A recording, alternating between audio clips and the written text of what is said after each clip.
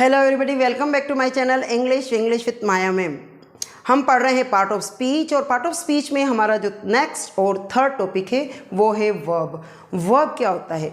Verb का मतलब होता है डेली रूटीन में सुबह से लगाकर शाम तक आप जो कोई भी काम करते हैं, जैसे उठना, बैठना, सोना, गाना, है ना, ये सारे के सारे काम जिनको इंग्लिश में हम किसी एक पर्टिकुलर वर्ड से प्रेजेंट करते हैं वो वर्ब कहलाता है। लाइक स्लीपिंग, ईटिंग, ड्रिंकिंग, है ना, नहाना, ये सारे वर्ब कहलाते हैं जो कि हमको किसी एक एक्शन के बारे में बताए कि कोई काम किया जा रहा है। हिंदी में हम उसको कहते हैं क्रिया। वर्ब दो तरीके से काम करता है और वर्ब होते दो तरीके से, लाइक डूइंग वर्ब्स। एक तो वो वर्ब्स होते हैं जिनसे हमें किसी काम के होने का एहसास हो, लाइक राइटिंग, तो मतलब मैं लिख रहा हूँ या लिख रही हूँ, तो ये हमें किस वर्ड से पता चला? राइट से।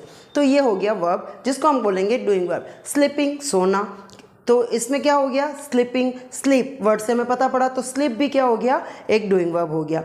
लेकिन वर्ब इसके अलावा भी किसी की अवस्था को दिखाता है, किसी की स्टेट को दिखाता है। स्टेट यानी अवस्था को दिखाता है। जैसे मैं एक इंजीनियर हूँ तो ये मेरी स्टेट है, मेरी अवस्था है कि एक इंजीनियर है। मैं एक टीचर हूँ तो ये भी मेरी अवस्था है। ही इज़ अ डॉक्टर, ये उसकी अवस्था है कि वो एक डॉक्टर है। तो किसी के होने या किसी कार्य के करने को जिन वर्ड से हमें पता चलता है वही कहलाते हैं वर्ब। एग्जाम्पल से हम देखते हैं, डूइंग और स्टेट वर्ड्स होते हैं, और डूइंग वर्ड्स जो है वो हमें एक्शन को दिखाते हैं, जबकि जो स्टेट बताई जाती है वो अवस्था को प्रेजेंट करते हैं। आई टीच इंग्लिश, इन दोनों में हम डिफरेंस देखते हैं, किसमें? डूइंग और स्टेट में। आई टीच इंग्लिश, तो अब हम यहाँ देख पाते हैं कि आई क्या हो गया? सब्जेक्ट हो गया हमारा, इंग्लिश हमारा ऑब्जेक्ट हो गया, और यहाँ पर बीच में हमें किसी काम के होने का पता किससे चल रहा है? एक ये वर्ड हमें दिख रहा है और वो है टीच। टीच यानी पढ़ाना, और पढ़ाना ऑब्वियसली एक वर्ब है, एक एक्शन है, तो इसे ही हम कहेंगे वर्ब। और ये क्या हो गया? डूइंग वर्ब, मतलब किसी काम का करना या किसी काम का होना। दूसरा, हम अगर इधर देखें, आई एम अ टीचर, अगर आप देख पा रहे हैं तो आई एम अ टीचर, तो यहाँ पर भी एक वर्ब है, लेकिन उसमें कोई काम नहीं हो रहा है, उसमें एक अवस्था को बताया जा रहा है। I am a teacher. अब आप कहेंगे यहाँ पे तो हमें कोई वर्ब नहीं दिख रहा है। आई सब्जेक्ट, टीचर ऑब्जेक्ट, एक आर्टिकल है, और एम जो है वो यहाँ वर्ब का काम कर रही है। अब ये वर्ब कैसे है? ये तो हेल्पिंग वर्ब है। बिल्कुल समझेंगे इस वीडियो में आगे कि किस तरह से ये हेल्पिंग वर्ब है और किस तरह से ये मेन वर्ब का काम कर रहा है। तो आइए जानते हैं। आई एम अ टीचर में अवस्था को दिखाया जा रहा है, किसी एक पर्सन के क्या अवस्था है उसको बताया जा रहा है, जबकि आई टीच इंग्लिश में उसके काम करने को दिखाया जा रहा है। तो ये डिफरेंस है दोनों में, डूइंग और स्टेट में। आइए समझ लेते हैं वर्ब को कि वर्ब के टाइप्स क्या हैं, वर्ब को डिटेल में कैसे पढ़ा जाए। वर्ब जो होती है वो दो तरह से हम यूज़ कर सकते हैं। पहले जो वर्ब होती है उसको हम ऑक्सिलरी या फिर हेल्पिंग वर्ब कहते हैं, है ना। और दूसरे टाइप की जो वर्ब होती है वो होती है मेन वर्ब। मेन वर्ब का मतलब जो भी हम काम कर रहे हैं, जो भी एक्शन हम डे टू डे लाइफ में करते हैं, वो सारे वर्ड्स जो होते हैं वो मेन वर्ब के अंदर आते हैं। जबकि हेल्पिंग या ऑक्सिलरी वर्ब दोनों ही सेम है। हेल्पिंग या ऑक्सिलरी वर्ब जो होती है वो इनकी हेल्प करने के लिए होती है। किसकी हेल्प करने के लिए? मेन वर्ब्स की हेल्प करने के लिए, ठीक है। लेकिन बहुत बार ये खुद मेन वर्ब भी बन जाती है। कैसे समझते हैं? देखिए, सबसे पहले हम चलते हैं हेल्पिंग वर्ब। ये दोनों ही हेल्पिंग वर्ब के रूप में यूज़ होती है, उनके साथ एक मेन वर्ब की ज़रूरत होती है।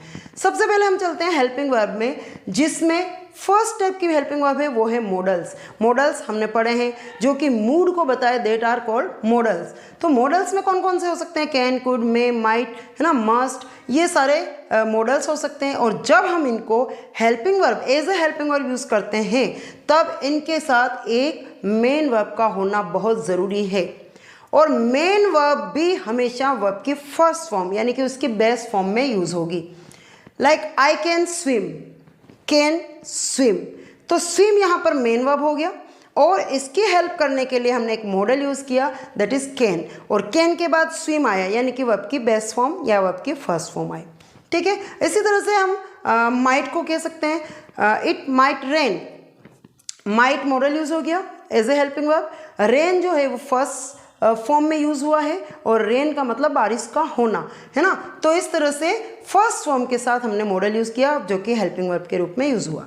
नेक्स्ट हम आते हैं, यानी हम समझ गए हैं कि मॉडल के साथ हमेशा क्या होता है, वर्ब की फर्स्ट फॉर्म यूज़ होती है। नेक्स्ट हम आते हैं प्राइमरी वर्ब्स की तरफ। अब प्राइमरी वर्ब में क्या है, प्राइमरी वर्ब जो होती है वो 3 तरह की होती है। एक तो बी की फॉर्म्स हो सकती है, बी की फॉर्म्स, दूसरी होती है डू की फॉर्म्स और तीसरी होती है हैव की फॉर्म। ये क्या चीज़ें हैं समझ लेते हैं। बी का मतलब होता है, बी के अंदर ये सारी चीज़ें, बी में इज हो सकता है, एम हो सकता है, आर हो सकता है, वोज और वर हो सकता है। दूसरी है डू की फॉर्म, डू की फॉर्म डू, डज या डिड हो सकती है जो कि डी से शुरू होती है। और हैव की फॉर्म हेल्पिंग वर्ब जब हम यूज़ करते हैं या तो वो हैव हो सकती है या फिर हैज़ हो सकती है या फिर हैड हो सकती है। तो इस तरीके से हम समझ गए कि बी की फॉर्म में इज, एम, आर और वॉज वर यूज़ होता है। डू में डू, डज या डिड में से कोई एक यूज़ होगा। हैव में भी हैव, हैज़ या हैड में से कोई एक यूज़ होगा। अब जो ध्यान देने वाली बात है वो ये है कि इज, एम, आर, वोज और वर, ये सारी हेल्पिंग वर्ब, यहाँ से इज से लगाकर डिड तक ये सारी हेल्पिंग वर्ब है और इनके साथ हम एक मेन वर्ब को रख सकते हैं, तब एक सेंटेंस पूरा फ्रेम होता है। लाइक शी इज फ्लाइंग, है ना, a bird is flying, I am running. तो अब इसमें हमने क्या देखा, is flying, is helping verb है और फ्लाइंग मेन वर्ब है।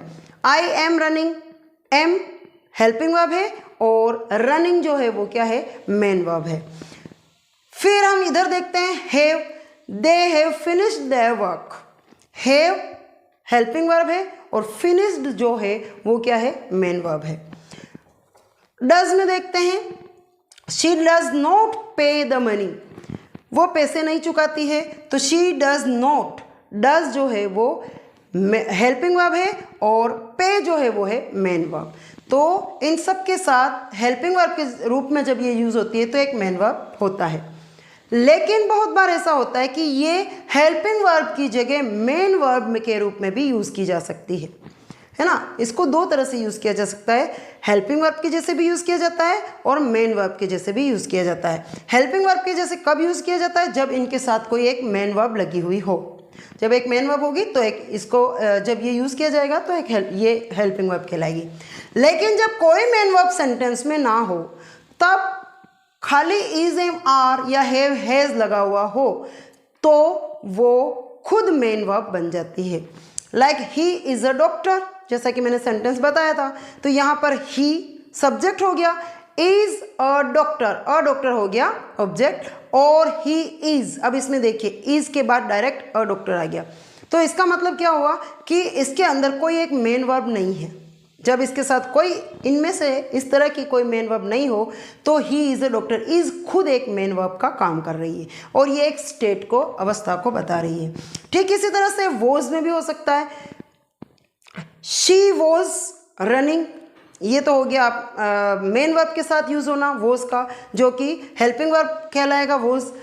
लेकिन ऐसा हो सकता है she was a doctor, she was a scientist, she was in the field. इस तरह के सेंटेंसेज में जब कोई मेन वर्ब नहीं हो तब ये खुद वॉज मेन वर्ब बन जाती है।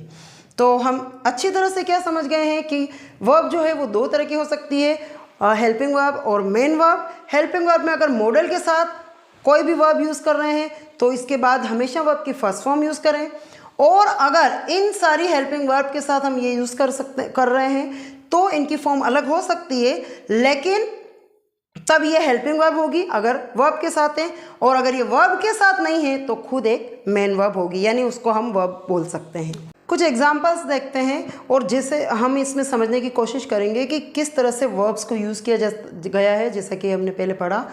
देखिए फर्स्ट एग्जांपल देखते हैं, we must complete the task. यहाँ पर देखिए कौन सा ऐसा वर्ड है जो हमें बता रहा है कि कोई काम हो रहा है। बिल्कुल यहाँ पर आप कहेंगे कि कंप्लीट जो है वो ऐसा वर्ड है जो हमें ये बता रहा है कि किसी काम का कंप्लीट होना, यानी पूरा हुआ है, कंप्लीट। ठीक है, ठीक इसी तरह से इसमें देखिए दे आर स्टूडेंट्स, इसमें कोई वर्ब नज़र आ रही है? नहीं नज़र आ रही है।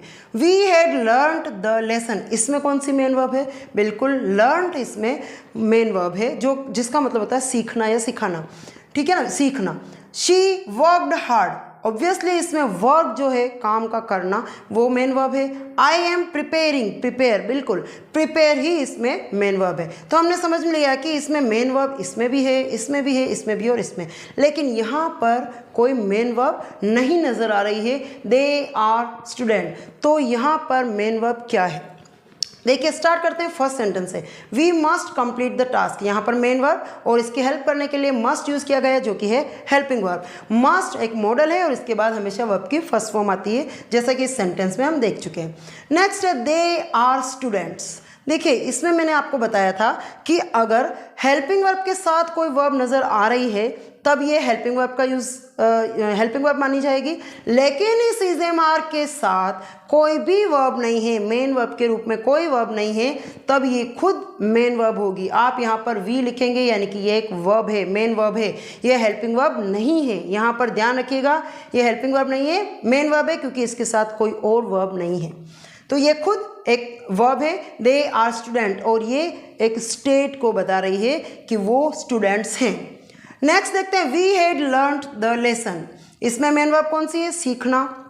लर्न थर्ड फॉर्म आ रही है क्योंकि यहाँ पर हेड है, जो कि हेड हैव की फॉर्म है, और हेड यहाँ पर हेल्पिंग वर्ब के रूप में काम कर रहा है। We had learned the lesson. ऐसे भी लिख सकते हैं इसको, वी हैड टी, हमने चाय ली। अब देखिए इसके अंदर कोई वर्ब दिख रही है? इसके अंदर कोई वर्ब नहीं दिख रही है, तो ये खुद एक मेन वर्ब है और इसका मतलब होता है हम ड्रिंक लेना, चाय पीना। वी हैड टी, हमने चाय पी यानी पीना, हमने लिया, तो ये खुद एक मेन वर्ब हो जाएगी। यही हेड यहाँ पर हेल्पिंग वर्ब बन जाएगी क्योंकि इसके साथ एक मेन वर्ब है। She worked hard. अब इसमें देखिए हेल्पिंग वर्ब है ही नहीं, सिर्फ मेन वर्ब है वर्कड। कहाँ है हेल्पिंग वर्ब? नहीं है। तो हो सकता है, ऐसा भी हो सकता है कि हम बिना हेल्पिंग वर्ब यूज़ किए सिर्फ मेन वर्ब से एक सेंटेंस फ्रेम करें, और ऐसा कब होता है? जब ये सेंटेंस पास्ट सिंपल में हो या फिर प्रेजेंट सिंपल में हो। यहाँ पर देखिए कोई हेल्पिंग वर्ब नहीं है, तो समझ लीजिएगा कि दो ही सेंटेंस हो सकते हैं, या तो प्रेजेंट सिंपल या फिर पास्ट सिंपल। ऑब्वियसली यहाँ पर वर्ब की सेकंड फॉर्म है तो ये पास्ट सिंपल है, और अगर फर्स्ट फॉर्म होती तो प्रेजेंट सिंपल होता। नेक्स्ट देखते हैं I am preparing for SI. मैं तैयारी कर रहा हूँ, तो यहाँ पर काम क्या हो गया? तैयारी करना, प्रिपरेशन करना। तो आई एम प्रिपेयरिंग, यहाँ पर ये मेन वर्ब हो गई, और एम यहाँ पर अब क्या होगी? मेन वर्ब होगी या फिर हेल्पिंग वर्ब होगी? बताइएगा कमेंट बॉक्स में। यहाँ पर एम क्या है? हेल्पिंग वर्ब है या फिर मेन वर्ब है? ऑब्वियसली यहाँ पर प्रिपेयरिंग है, तो ये क्या होनी चाहिए? ये मैं आप पे छोड़ती हूँ, आप बताइएगा ये हेल्पिंग वर्ब है या फिर मेन वर्ब है। तो इन एग्जाम्पल से हम समझ गए हैं कि हेल्पिंग वर्ब के रूप में भी यूज़ हो सकती है हेल्पिंग वर्ब, और मेन वर्ब के रूप में भी यूज़ हो सकती है। मस्ट के साथ या मॉडल के साथ हमेशा वर्ब की फर्स्ट फॉर्म लगती है, और जो मेन वर्ब है वो बिना हेल्पिंग वर्ब के भी यूज़ की जा सकती है। इसी तरह से हेल्पिंग वर्ब है वो मेन वर्ब का काम भी कर सकती है। आइए जानते हैं जिरोन वर्सेस प्रेजेंट पार्टिसिपल। जब किसी वर्ब में वर्ब की फर्स्ट फॉर्म में V1 में ing ऐड कर दिया जाए तो वह जिरोन भी बन सकता है, प्रेजेंट पार्टिसिपल का भी रोल निभा सकता है। तो जिरोन कैसे बनेगा? जिरोन किसको बोलते हैं? प्रेजेंट पार्टिसिपल की तरह कैसे यूज़ होता है? जिरोन में अगर ing लगाने के बाद वर्ब एक नाउन बन जाता है, नाउन की तरह एक्ट करता है, तब वह होता है जिरोन। एग्जाम्पल देखते हैं, ही केप्ट मी वेटिंग। यहाँ पर देखिए वेटिंग एक नाउन की तरह यूज़ हो रहा है, यहाँ ऑब्जेक्ट की जगह यूज़ हो रहा है, लेकिन ये एक नाउन है ना। ही केप्ट मी वेटिंग, ये एक वर्ब के जैसे यूज़ नहीं हो रहा है। वेटिंग, स्माइलिंग, है ना, ये राइटिंग, तो ये सारी चीज़ें क्या है? ing के साथ एक नाउन बना रहे हैं। ing लगाने के बाद वर्ब में एक नाउन का रोल बना रहे हैं, तब ये क्या कहलाएगा? जिरोन कहलाएगा। लेकिन अगर ये नाउन को वर्ब में फर्स्ट फॉर्म के ing लगाकर ये नाउन को मॉडिफाई करने का काम करते हैं, एडजेक्टिव का काम करते हैं, या मॉडिफाई करते हैं नाउन को, तब यह पार्टिसिपल कहलाएगा। दूसरा एग्जांपल हम देखते हैं, आई डोंट लाइक वेटिंग। देखिए यहाँ पर ये वर्ब का ही काम कर रहा है, लेकिन ये नाउन को आई को या नाउन को मॉडिफाई करने का काम कर रहा है। यहाँ पर वेटिंग एक नाउन नहीं है, तब यह प्रेजेंट पार्टिसिपल कहलाएगा, ये जिरोन नहीं कहलाएगा। मतलब ये है कि जिरोन हमेशा वर्ब की फर्स्ट फॉर्म में ing ऐड करने के बाद नाउन का काम करता है, वो नाउन बन जाता है, तब वह जिरोन है। और अगर ये नाउन को मॉडिफाई करने का काम करती है वर्ब ing के साथ, तब यह क्या कहलाता है? तब यह प्रेजेंट पार्टिसिपल कहलाता है। यह प्रेजेंट कंटिन्यूस टेंस में भी यूज़ किया जाता है। आइए अब जान लेते हैं ट्रांजिटिव और इनट्रांजिटिव वर्ब्स क्या होती है। हमने कई बार सुना है ट्रांजिटिव वर्ब, इनट्रांजिटिव वर्ब, तो इसमें पजल होने की बिल्कुल ज़रूरत नहीं है। बहुत ही सिंपल फंडा है बच्चों कि ट्रांजिटिव और इनट्रांजिटिव वर्ब को कैसे समझना है। ट्रांजिटिव जो कि किसी को ट्रांसफ़र करे, है ना, किसी को ट्रांसफ़र करे, वो होता है ट्रांजिटिव। और इनट्रांजिटिव जिसको ट्रांसफ़र नहीं किया जा सके या जो किसी और चीज़ को किसी और को ट्रांसफ़र नहीं किया जाता है, वो होता है इनट्रांजिटिव। तो देखते हैं ट्रांजिटिव वर्ब्स क्या होती है। देखिए एक सेंटेंस हम ये देखते हैं, Meera flies kite. Meera kites को फ्लाइज करती है, उड़ाती है। अब ये देखिए यहाँ पर जो वर्ब है फ्लाई, उसको एक ऑब्जेक्ट की ज़रूरत पड़ रही है।